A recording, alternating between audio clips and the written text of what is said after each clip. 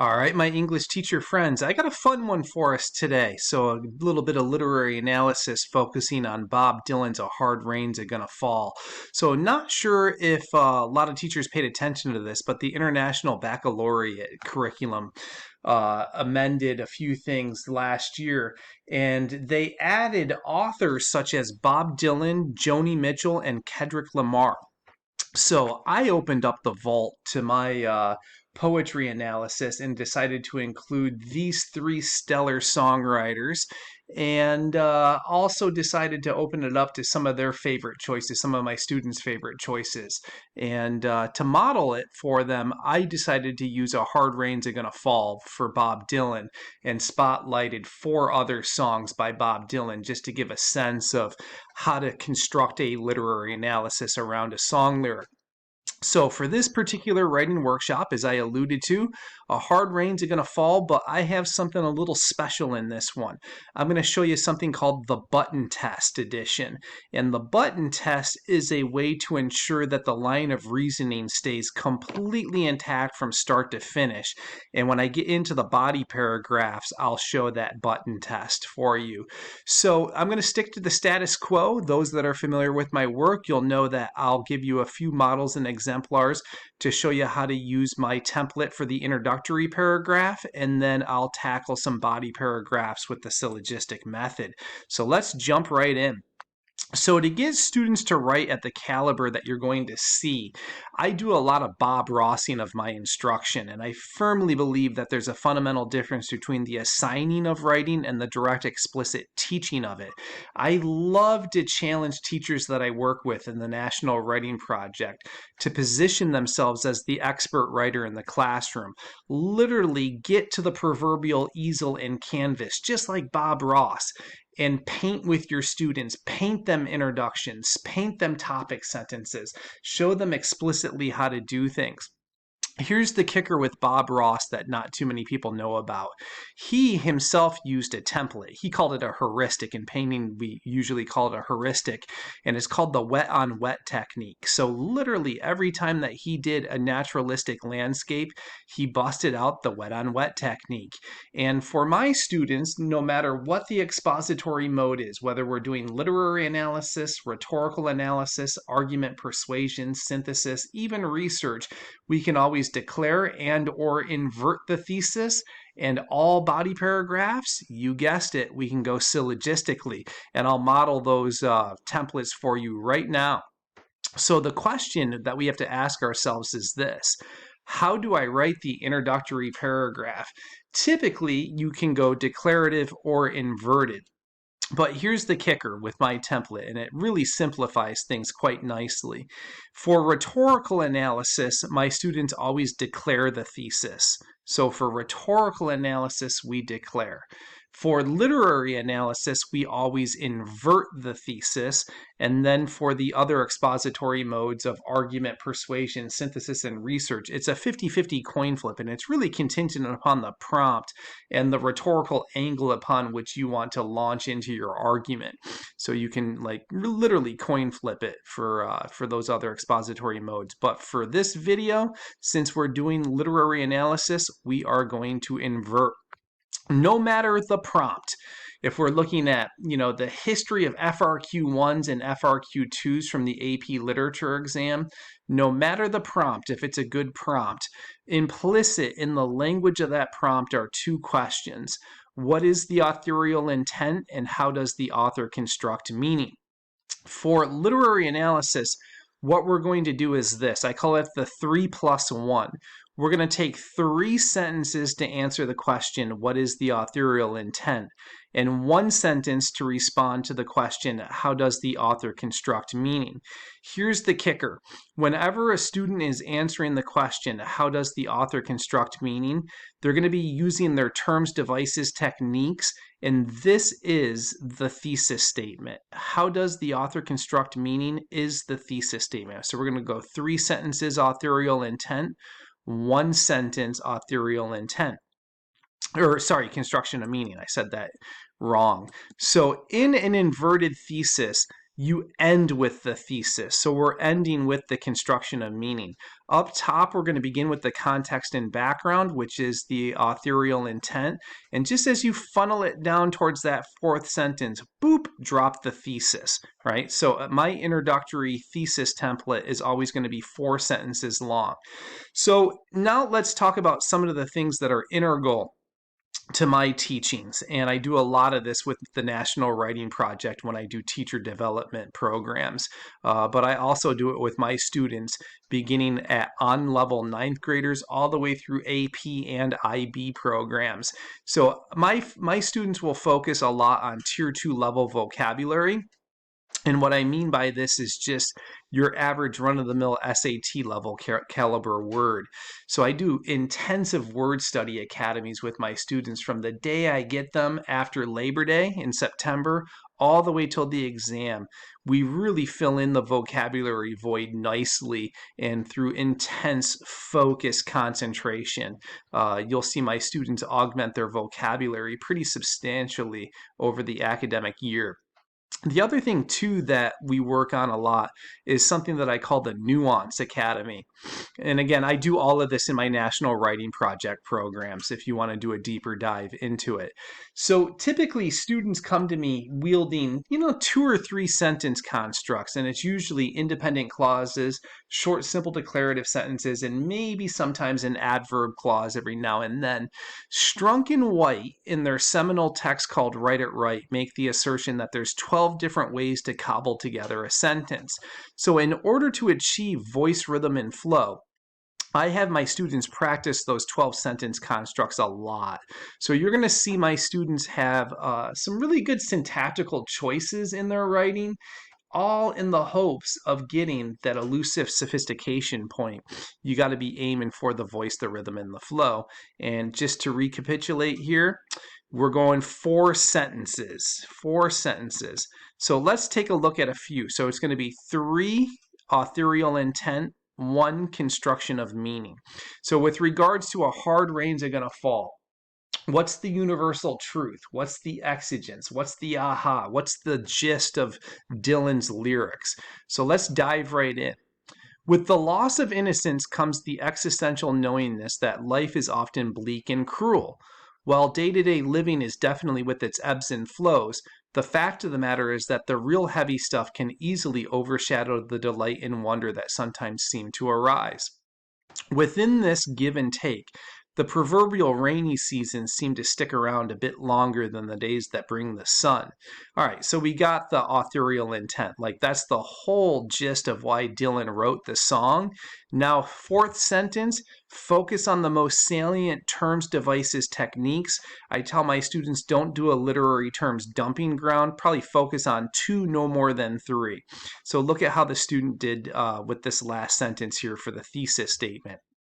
Dylan, in his call and answer ballad, hits upon this duality through a litany of metaphors and subtle syntactical shifts.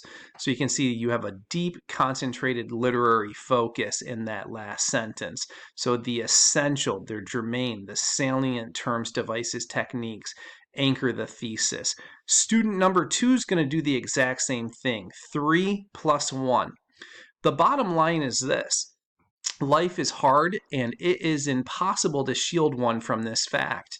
Not only is life hard, but it can be downright cruel and brutal to the one who's just trying to make it day to day along the weary journey. With all of its hills and valleys, the road can at times be pretty bleak and the outlook quite forlorn. So that we're 3 sentences in, transition to construction of meaning. Through his call and response ballad, Dylan highlights this through a litany of darkly colored metaphors and syntactical shifts. So again, always terms, devices, techniques, last sentence, construction of meaning. It equates to the thesis statement. So classic inverted thesis every single time. Here's student number 3. Very concrete writer. You can see by how short this is. It's still nonetheless 4 sentences. They're going to focus on their tier 2 and their sentence constructs, but just not be able to pull it off as well as the other 2. But you can see what a struggling and emerging writer is going to do for you. So here it is. Life is a journey, and along the path of happy destiny, a lot of real bad stuff can happen. This is just a fact of life. No matter how much one wants to protect another from all possible harm and hardship, those efforts are in the end futile. Dylan, in his call and answer ballad, hits upon this bleak fact through a long series of interconnected metaphors. So again, very dutiful, nothing super flashy in this one, but it gets the job done. And I think out of the gate, all three of these, if we're talking in terms of AP literature rubric, all three of these, the kids have positioned themselves for the sophistication point. Even this kid here, if he can sustain this throughout the duration of his essay with some really good analysis and support, then I think he's in good contention to get that elusive sophistication point. So let's move on here. How do I write the body paragraphs? Here's the kicker. You're always going to proceed syllogistically, no matter the expository mode, right? We can stack them all up. Lit analysis, rhetorical analysis, argument, persuasion, synthesis, research. You always can go syllogistically. And for this particular syllogistic body paragraph that I'm going to show you for A Hard Rain's Are Gonna Fall, I'm going to show you the button trick, which is a line of reasoning trick to really help students stay focused and cogent from start to finish. So I remember with my grandma playing Button, Button, Who's Got the Button? And studying Dylan reminded me of this. My grandfather had all these great buttons that I used to play with as a kid, political buttons and music buttons. And I remember being fascinated by the Bob Dylan buttons. My grandfather had, like hundreds of Bob Dylan and Rolling Stones, Beatles, Grateful Dead buttons. He was an old hippie dude.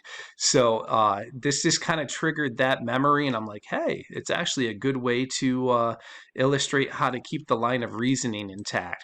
So I know some people are new to me and not familiar with my syllogistic method.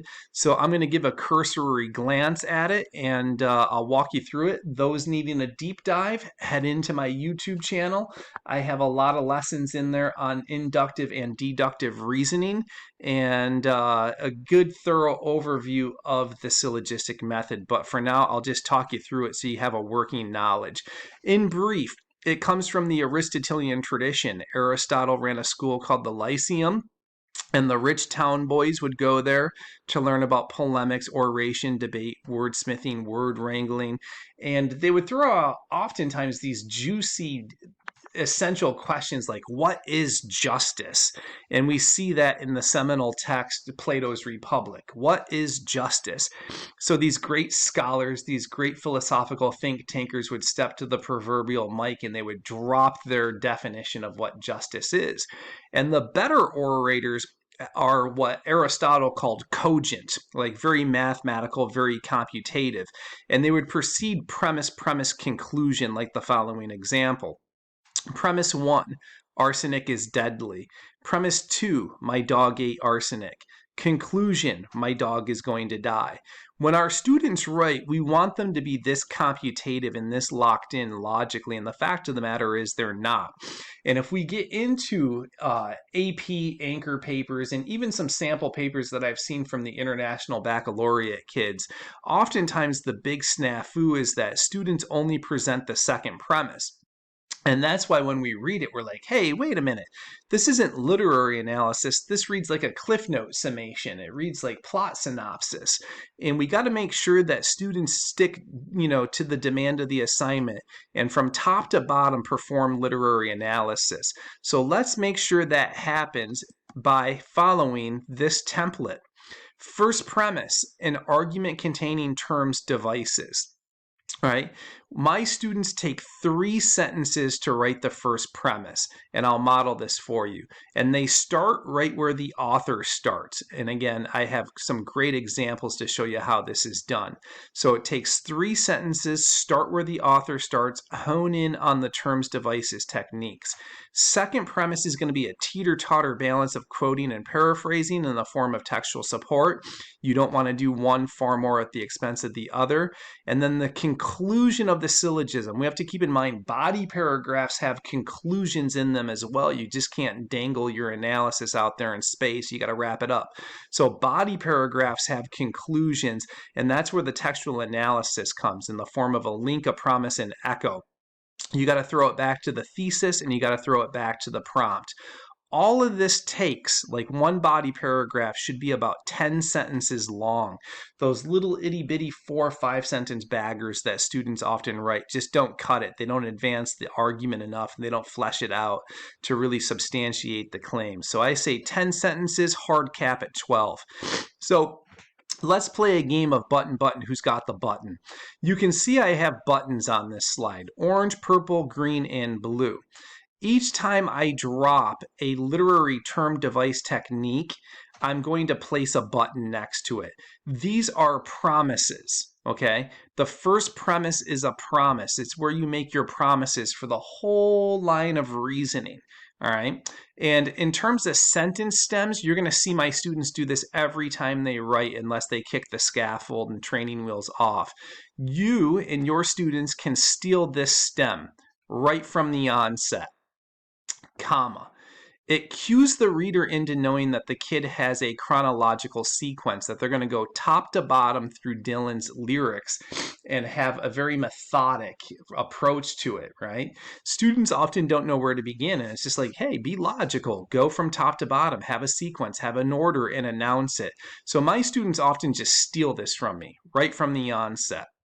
All right, it's 3 sentences long, and we have to use our terms, techniques, devices. So let's see where we go.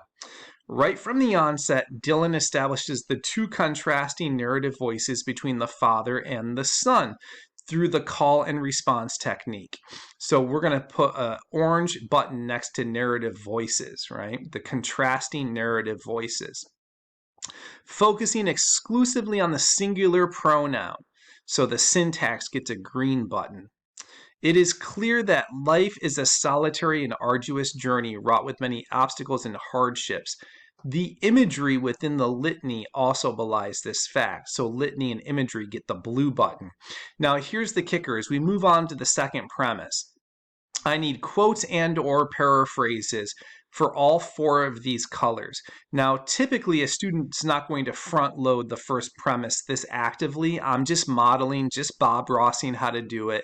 And usually they focus on 2 or 3 things. This one's got 4. So we need orange, quote and or paraphrases, purple, quote and or paraphrases, green, quote and or paraphrases, blue, quote and or paraphrases. Second premise begins 4th sentence, and I have my students immediately get into their paraphrases and quotes. They steal this stem from me. The first word in the second premise typically is immediately, because you got to wrap it back to the right from the onset. So you don't have to necessarily go in order, but they do all need to be there. So look at where this student goes. Immediately, Dylan has the worry-worn father asking his son a series of questions that suggest the boy's been away for a bit of time. But as is clear, the boy does not have many joys to report. Instead, he tells his father that he stepped in the middle of 7 sad forests and that he's been out in front of a dozen dead oceans. I like this because you don't want students doing too much paraphrasing and too much quoting. It has to be balanced. So we've set the orange, the purple, and the blue with paraphrases and quotes. Now we have to analyze everything. So let's keep going. Clearly, the imagery is bleak and somewhat dystopic in its forlornness. There's little to no joy expressed from the son as he transitions from the first litany, where he expresses location, to the second litany, where he expresses what he was visually taking in. So why all this? Because we promised you with the blue, right, to talk about the imagery in the litany. And that's what we're doing here. We have quotes and or paraphrases for the litany. Through a series of anaphora, the son reports that he saw a black branch with blood that kept dripping, and then follows up that vision with a recounting of a room full of men with their hammers a-bleeding. So whenever you quote, you got to analyze it. What is interesting to note about the son's travel is that it is exclusively expressed in the singular. So we were talking about that earlier, right? Green is singular pronoun. So let's do this. Whether the imagery be political or biblical in nature, the idea is uniform. The world is a foreboding place full of danger and impending doom. It is also curious that a hard rain's a gonna fall. So we have quotes and or paraphrases for all buttons, right? And then in the end, the conclusion, you just wrap it back to the thesis and the prompt. There's nothing gentle about the apocalyptic gloom the son has encountered upon his journey. For whatever the reasons, the world is a bleak place with an abundance of calamity and danger. So typically for my literary analysis essays, especially for test taking purposes, so like FRQ1, FRQ2, FRQ2, FRQ3 for the AP literature exam, my students only write 4 paragraphs: intro, 2 bodies, conclusion. So the answer is, what do I do next? And you just go back. There's still a whole bunch of terms, devices, techniques in the Dylan tune that need to be analyzed. Redo the first premise, 3 sentences, get those terms, devices, techniques in there, get some new quotes, paraphrases, wrap it all around, 10 sentences. And that's how my guys do it all the time. So just as a reminder, all of my professional development offerings are now going to be housed with the National Writing Project. It's very cool that we've teamed up together. They offer some wonderful and inexpensive professional development opportunities. And for those of you needing completion badges, I have a few courses that are really good for you. So I have a Teach It Right 5-week mastermind. The next one begins January 29th, 2023, and we pretty much go several times throughout the academic and summer months. And it's a 5-week course. We meet every Sunday night at 7 p.m. Eastern Standard Time for 1 hour, and we go through everything that we just looked at, but real deep dives into the Word Study Academy, the Nuance Academy, my alternative grading methods, and all things templates. So it's a pretty rich course, and teachers have loved it in the past. It's very, very, very in-depth, and it'll definitely transform the way you approach composition. So that one's coming up. I also have a self-paced course for those teachers who can't devote 5 hours to a professional development opportunity. And then we also have free webinars that we're going to be doing every month as well. And every now and then we have some one-off courses like my alternative grading method course we offer as well. So if you want more information on anything, feel free to reach out at teachingwritingcoach@gmail.com. You can also visit my webpage at teachinghowtowrite.com, and that webpage is completely loaded with free resources. Some resources you got to pay for, but it has all of my PD offerings and opportunities on there as well. All right, hope all is well. Happy teaching, happy writing.